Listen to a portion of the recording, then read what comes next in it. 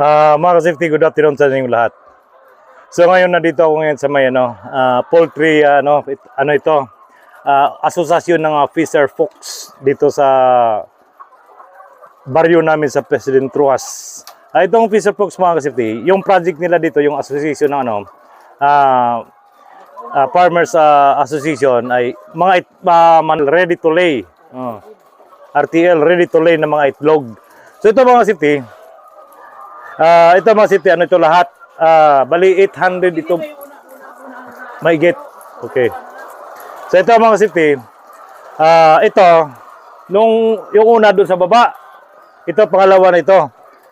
So ito ngayon ay mag-harvest yung ano dito, harvest sila ng itlog. Yan, ito na yung mga itlog. Yan. Yan sa kabila. Okay. Alam niyo, mga safety,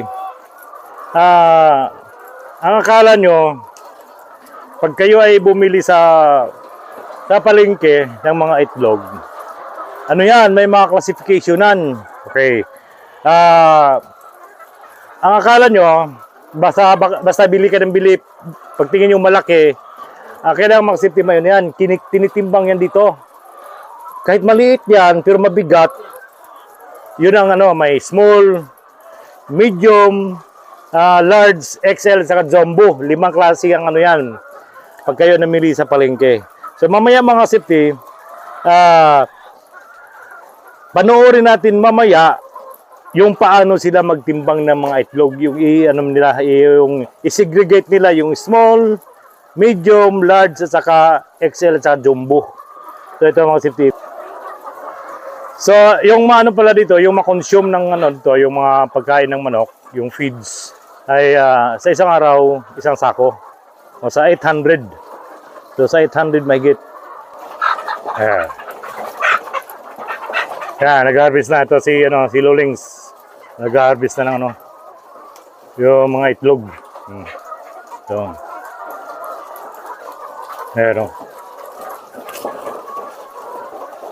Ayan.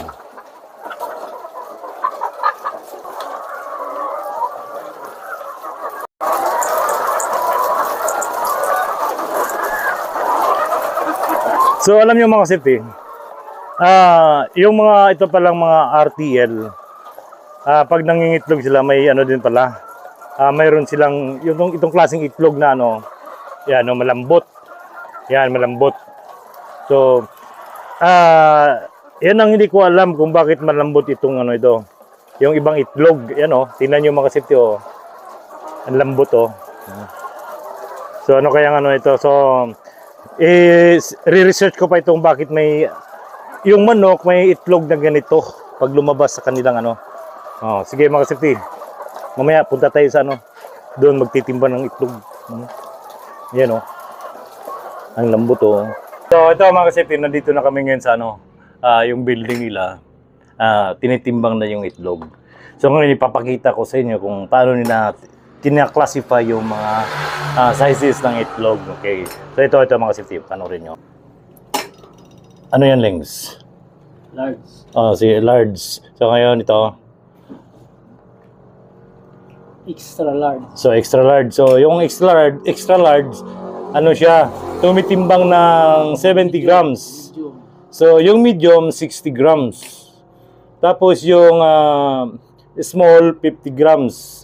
Yung extra small, 40 grams. So, ayan, mga safety. Kaya, kung kayo ay mamili sa palengke, yung mga itlog,